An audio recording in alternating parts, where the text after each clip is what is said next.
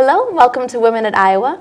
My name is Kelly Johnson. I'm a junior student at the University of Iowa, and I'm here along with the Council on the Status of Women today to interview Dr. Christine Grant. Dr. Grant has been the Women's Director of Athletics from 1973 until the year 2000 at the University of Iowa, and she's been a recent teacher in the Graduate College as well. So today I would like to welcome Dr. Christine Grant. We'll be having a discussion with her and getting to know a little bit about her enrollment at the University of Iowa. Hello, you. Dr. Grant. So one of my biggest questions to you, something that I was very interested in when I read a little bit about you, was that you come from Scotland. And I wondered how a woman from Scotland ended up in Canada and then ended up at the University of Iowa. Well, actually, I had been intending to go to Germany.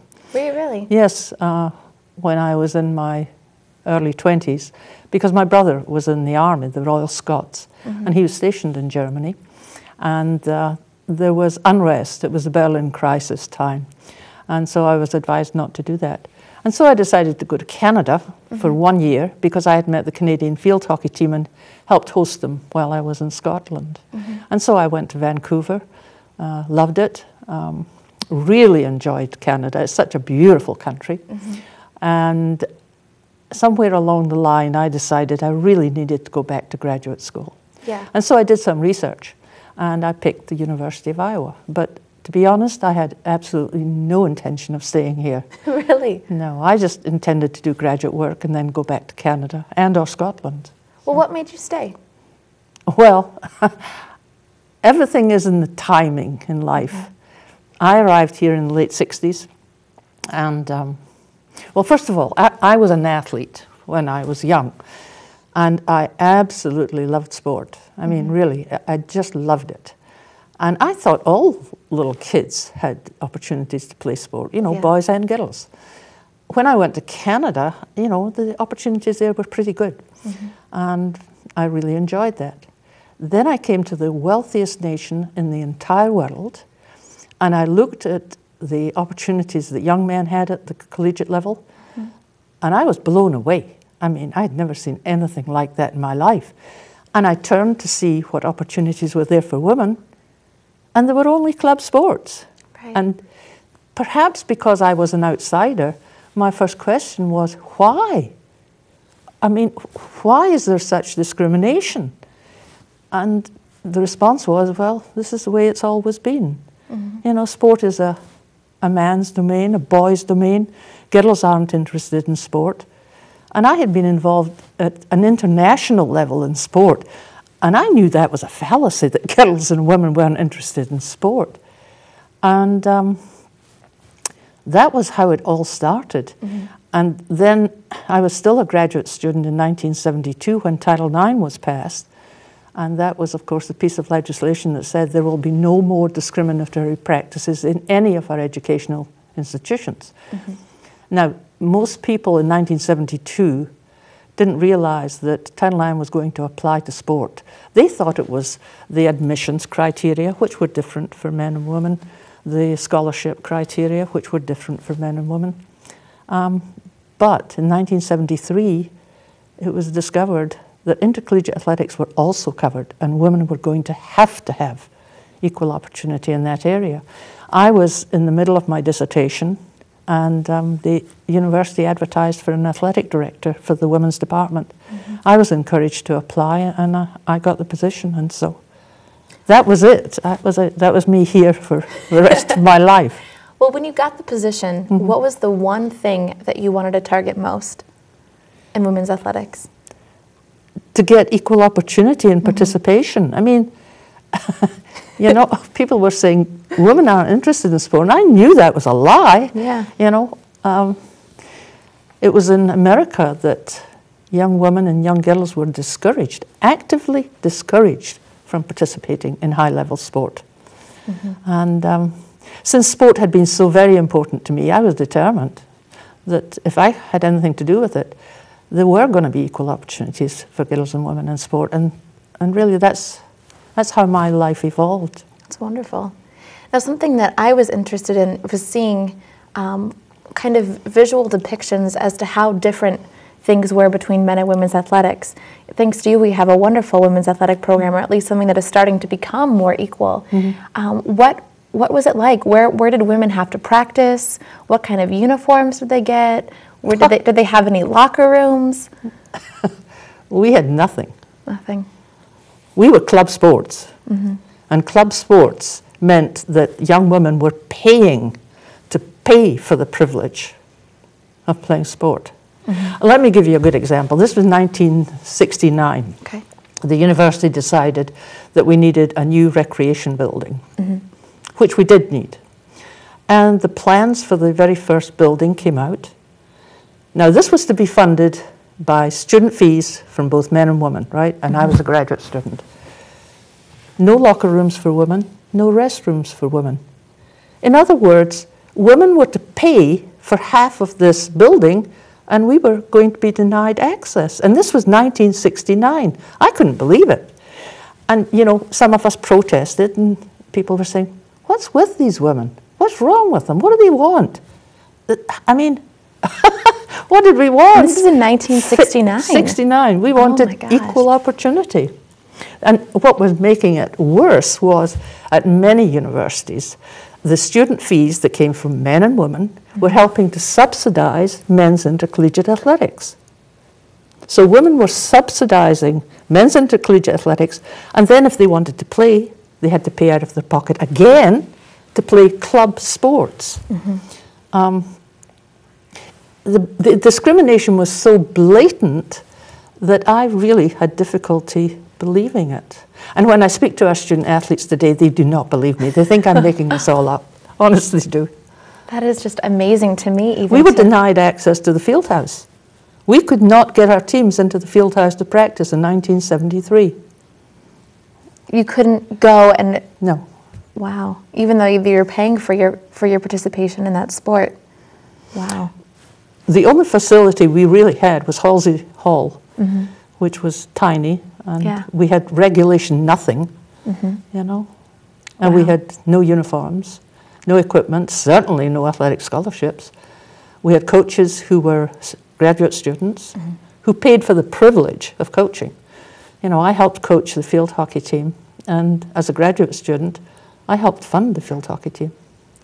Do you remember when they first had a sanctioned intercollegiate sports for women at the University of Iowa? Do you remember what that sport was? What happened was President Sandy Boyd, who was well ahead of his time, he really, really was a great supporter, and is still today, of equal opportunity.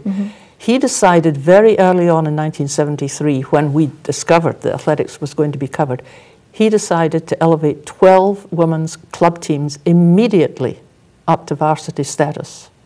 And our first budget for the entire program was $30,000. That was for everything. For how many sports? 12? 12 sports. Oh my gosh. Wow. Does that give you an idea of how little we had? Yeah.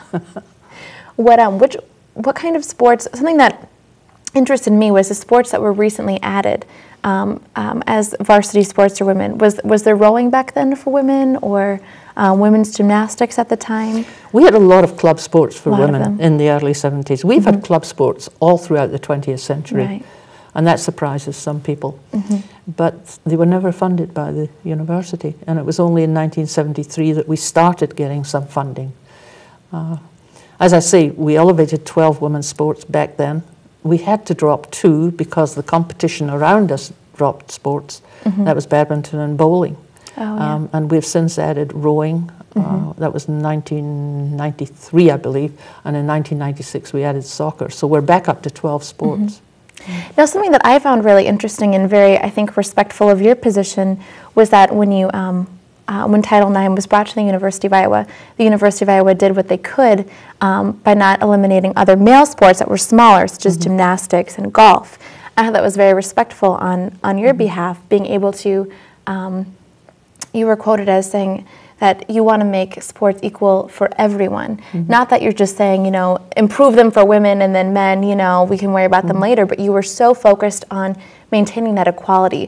Do you want to tell me a little bit about how that process was to be able to keep, you know, some of those smaller sports still active for men while at the same time still bolstering the sports for women? There was a great fear among many in men's athletics that Title IX was going to destroy men's athletics. That was a myth that went around the entire country. I thought it was very important, right from the word go, to show my great support for men's sports, especially those that are called men's minor sports. These are the sports usually outside of football and men's basketball. Right. Because I am such a proponent of the benefits that sport can give to both men and women. So I could never say we've got to expand women's programs and I really don't care what happens to the men's programs, because I really do care about it, and I still care today. Incredibly respectable. And I think that helped. That helped clear the picture about what we at Iowa were trying to do. The Board and Control of Athletics, which oversees intercollegiate athletics, also agreed with that position.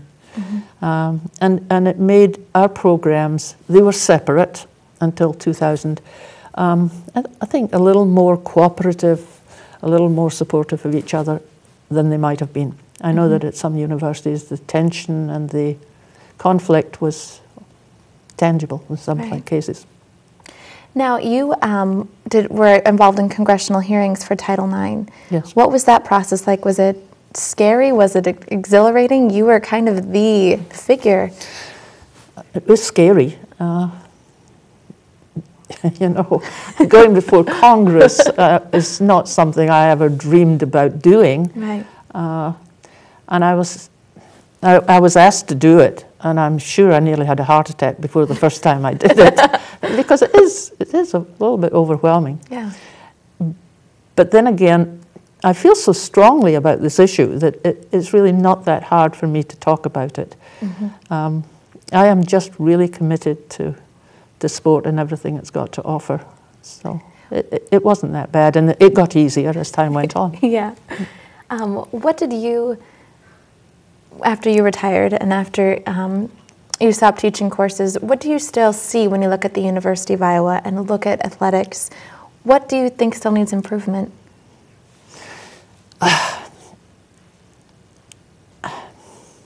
I don't know how to say this in a nice, gentle way, because there isn't a way to say it. We need to reduce our expenditures, especially in Division 1A. Paying $1 million to coaches is just not my idea of collegiate sport. And keeping up with the Joneses is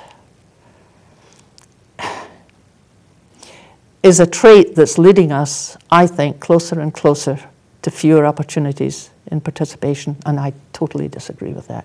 Right. You know, I still do a lot of work with the NCAA, and I study the financial situation every single year when we get our reports out, and we're going more and more into the red in intercollegiate athletic programs, and that really concerns me, because the most expedient thing to do for an athletic director when you're worrying about the budget is to cut sports. And I just so disagree with that. Right. The trend is across all Division 1. The deficit spending is frightening. Right. And I will do everything I can to keep nagging people about the need to get financial reform and to keep all of our participation opportunities for both our men and for our women. I think it's unconscionable, really, in an educational institution to start cutting opportunities when you could be cutting the fat out of so many other parts of the budget. I agree. I think it's amazing that you're still so active in this community, especially when you kind of seem to stumble across the University of Iowa, and it just ensnared you here to keep you in the city. Well, what else do you do with the NCAA? I do some evaluation of the institutions. You know, all Division 1 schools must go through certification every 10 years, and they send peer review teams out to check on the universities. I do that, and I think that's I find it very helpful, and it's educational to me. I also help train the NCAA staff in the area of gender equity. In fact, I'm going there in 2 weeks' time. I do a lot of speaking for the NCAA with regard to gender equity, and I enjoy that. And I also am involved in lawsuits, trying to get equal opportunity for girls and women. So I'm still very busy, but I'm doing things that I want to do, and I think are important to do. Now, if you could tell me, or to any of the women who are watching us, or men who are watching us who are students at the University of Iowa and faculty, what can we do to try to make some of your visions come true into creating gender equality, into trimming the fat from sports to keep those opportunities? What's your advice? I think we've got to hold the athletic departments truly accountable, and I think a bigger role for the faculty. I would be strongly in favor of that. A stronger role for our presidents to really take back the full control of intercollegiate athletics. It's not going to be easy, but it's not impossible. If we can send a man to the moon, we can control intercollegiate athletics if we want to. Right. And I hope we want to. Now, as someone who has been a pioneer in gender athletics at the collegiate level, many women, I'm sure, look up to you.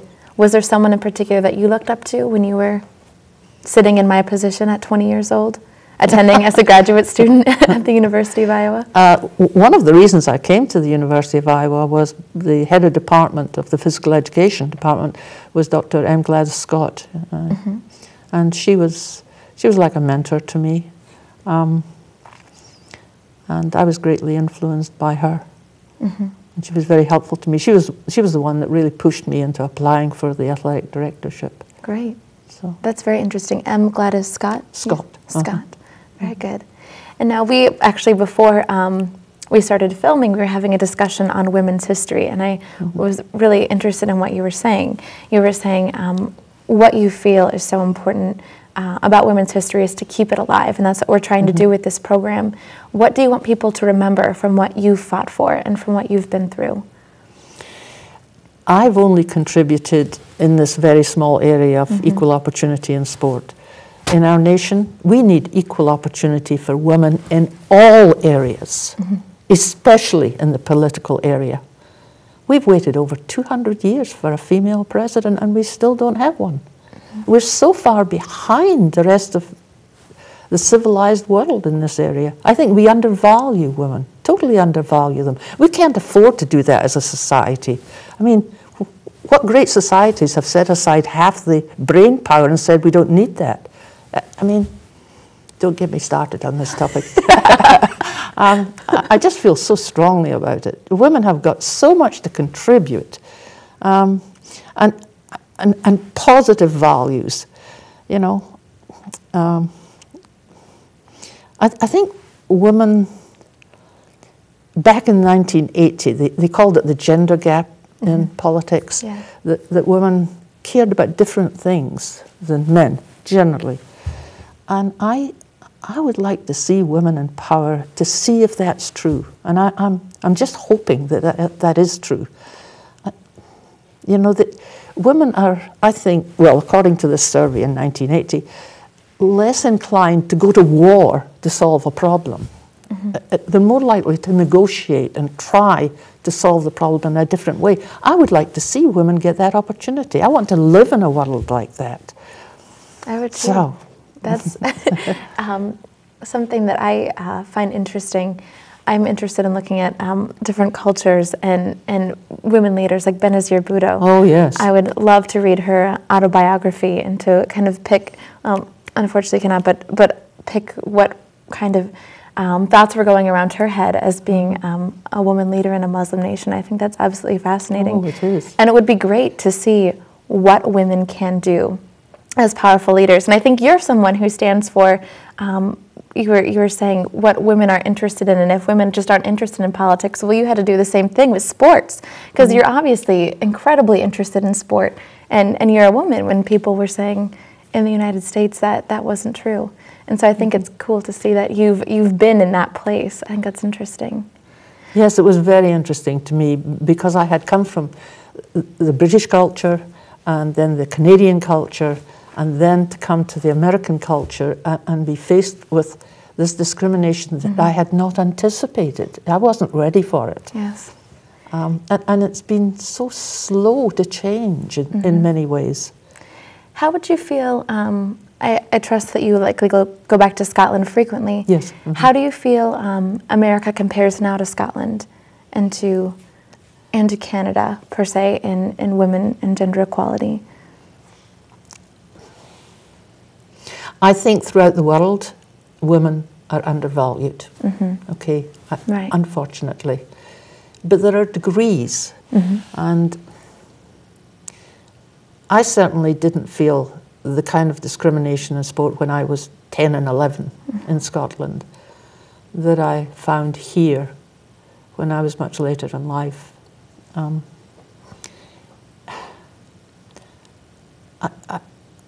I think our nation hasn't really embraced the concept of equal opportunity for women.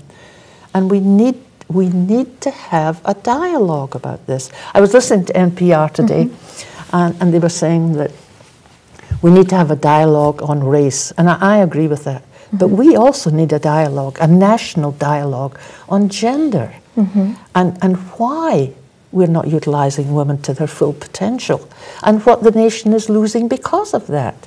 I mean, we need to talk about it and not pretend everything is just hunky-dory, because it isn't. We could be better, and we should be better. What do you think you'd be? Where would you be if you didn't come to the University of Iowa in the United States? Oh, I don't know. It's become your life. Yes, it has. It really has. I've been happy wherever I've been, okay? Really, I have. I've had an absolutely fantastic life. And I've enjoyed it. I have enjoyed almost every single minute of it. If I hadn't come to the States, I would have been happily playing around in Canada, still in sport. It would be still associated very closely with sport. Do you still play field hockey? Oh, no. Goodness gracious, no. Was that your favorite sport? Yes, it was. That's what I figured. Yeah. Now, we have kind of a favorite question that we like to, in our meetings, one of my personal favorite questions that I like to ask visitors. I'm a big reader. And so is there a book that you would recommend a woman of my age or of even a faculty member who is older, younger, to read about kind of reflecting on where you've been in life and where you could go in life? That's a very good question.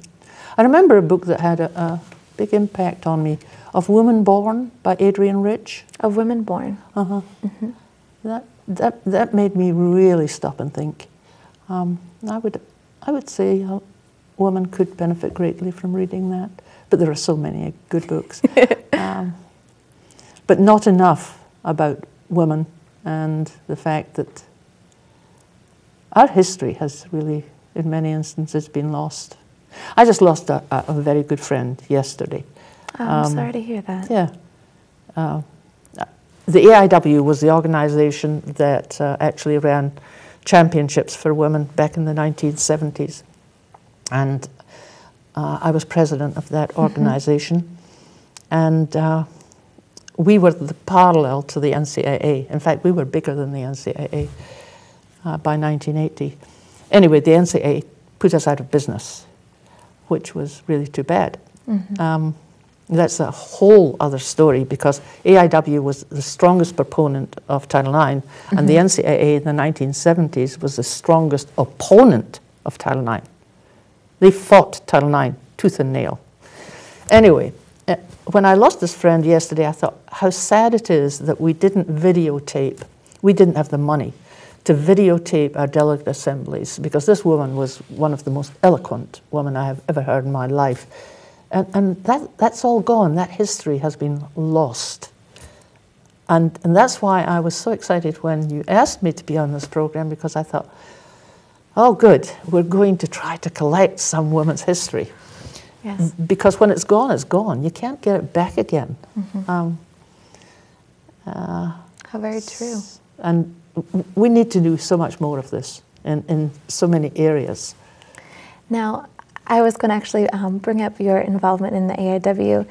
Now, when you were president, was that your biggest challenge? Was it Title IX and trying to stand up against the NCAA? It was to try to save the organization. Right. That was all I did when I was president, was try to fight the NCAA and save the organization. It's really ironic because now the NCAA today is one of the strongest supporters of Title IX under the leadership of Miles Brand. But back then, they were the strongest opponents, and they were determined to put us out of business, and they did. You know, when the status quo determines that they're going to take over, it's very difficult for the fledgling organization to survive. We gave it our best shot. We nearly pulled it off, but we didn't. How did you, sometimes when I think of these similar concepts and get very mad and very, very frustrated at your position in life or a women's position earlier in life, how did you deal with those emotions? I can imagine that being incredibly challenging, having to stand up to an organization like the NCAA. It was totally intimidating. When we went to the NCAA convention, that was January of 1981, and that was when they were voting on starting Division I championships for women, which we knew if they did that, we were out of business. The hostility was tangible, the hostility toward the women in that room. I came across caricatures of some of us that were unflattering, to say the least. There was some booing, there was some hissing when we spoke at the mic. It was very intimidating. But the women were so strong. They really were. And that's another thing, you know, if we had that on videotape, that would have been such a lesson to young women. Such a lesson, you know. And as I say, we came within that of winning. In fact, the very first vote to start women's championships in Division I was defeated. It was defeated by about 7 votes. And then we saw the NCAA staff work a few people, as they do in politics, and they did a revote, and we lost. We lost by about 7 or 8 votes. So that was very difficult, because we had built this organization from nothing. In 10 years, we were larger than the NCAA. We had over 1,000 members, 1,000-member institutions. And in 1 minute, we were out of business. So that was difficult. An amazing story. Yes. You know, I'm sure that it would be, whether you won or lost, just to be able to stand up there and say what you feel and to argue for that, I think is incredibly amazing. Going against all that intimidation, and it would be a very powerful moment to experience. Scary, but definitely powerful. Is there one thing that you would change in your involvement with women's athletics at the AIW? Anything that you would do differently? The organization was probably the best organization I've ever belonged to. The AIW had as its core of its existence the welfare of the student athlete. And everything that we dealt with had to put that right up at the top. And, you know, we all say that that's what we all do now. But that's not true. Really, it's not. But in the AIW, honestly, the debate supported the concept that women, when left to their own devices, really were able to keep that core principle and have it reflected in all their practices. And that was so hard to do. Yeah.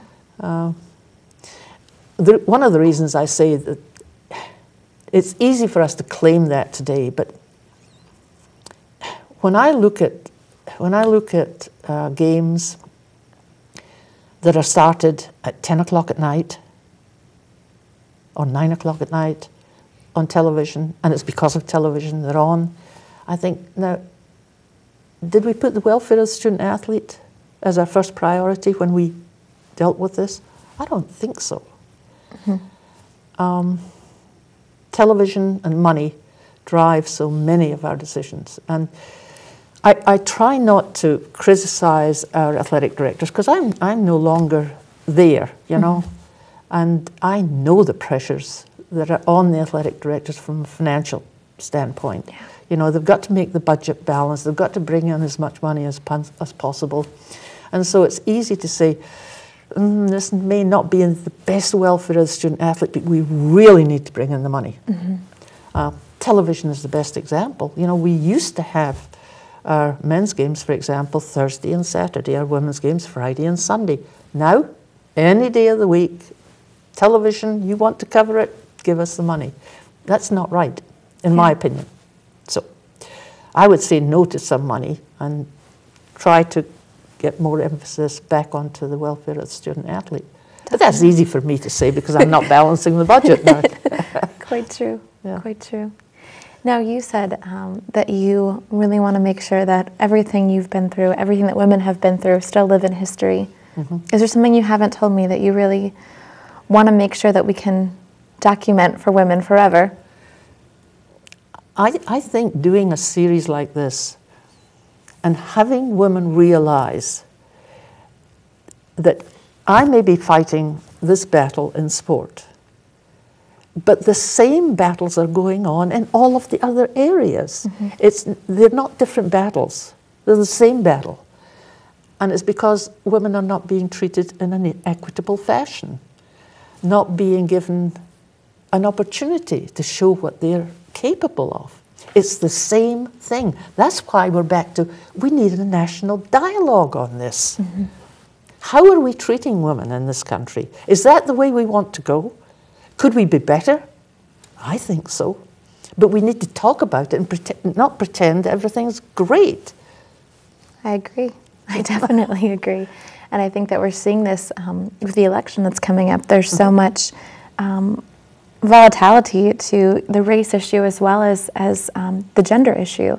And I think that's something that we're just starting as a nation to really wrap our heads around that concept and to talk about it amongst each other. And I think that this is going to be a powerful year for getting some of that information out. What do you think it would mean to the nation if, let's say, Hillary Clinton was elected president? What would that say? Oh, that would be an absolutely enormous step forward. But it's deep. I just saw a movie, what was the name? Strong-Jawed Angels. I'm fairly certain that's it. Hilary Swank, have you heard? Yeah.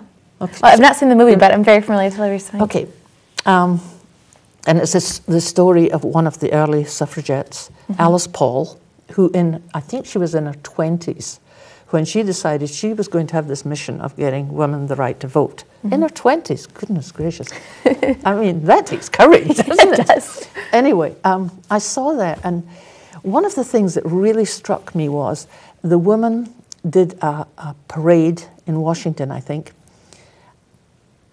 and it was going along fine, and then the people, and they were men, on the sidewalks just collapsed onto this parade. And the rage of these men was almost tangible. And I thought, goodness gracious, is this an exaggeration? And I really thought about it. I don't think so. And I'm not saying that that rage exists today. But there's something deep in our society that makes it difficult for some people to accept the fact that women and men are created equal. Yeah. I think that's such a great point. And to me, it's interesting that we're having this discussion. I did research for a class of mine on the Rosie the Riveter era and the way women were treated when they were called to go to work, and then they were called back into their homes again because the men were coming back to take the jobs. That's right. And it made me feel so sad. It made me feel that women are just this thing to be tossed around. And the point when women decided that there was going to be no more of that and no more of making me fit into some box, you know. And I think you're a perfect example of someone who is able to. You came here in an era where there was so much discrimination against women, in particular your field of gender athletics, and I think that it was so amazing of you to be able to build this up. I don't even know where we would be at the University of Iowa without that kind of leadership for women athletics. Would we still be in Halsey Hall? No. You don't think so? No, we would have had somebody do what I've done. Yeah. Well, I'm glad it was you. Thank you. You've done a fabulous job. Thank you. Well, thank you so much for coming here, Christine. This has been a great experience for me, and I hope a great experience for everyone who's watching.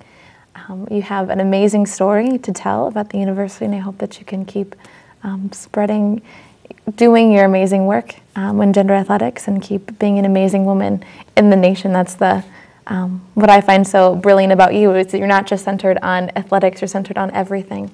So thank you again for being one of our guests, and our very first one. We greatly appreciate it. It's really been my pleasure, and I want to emphasize how much this university has meant and does mean to me. Thank you. Thank you.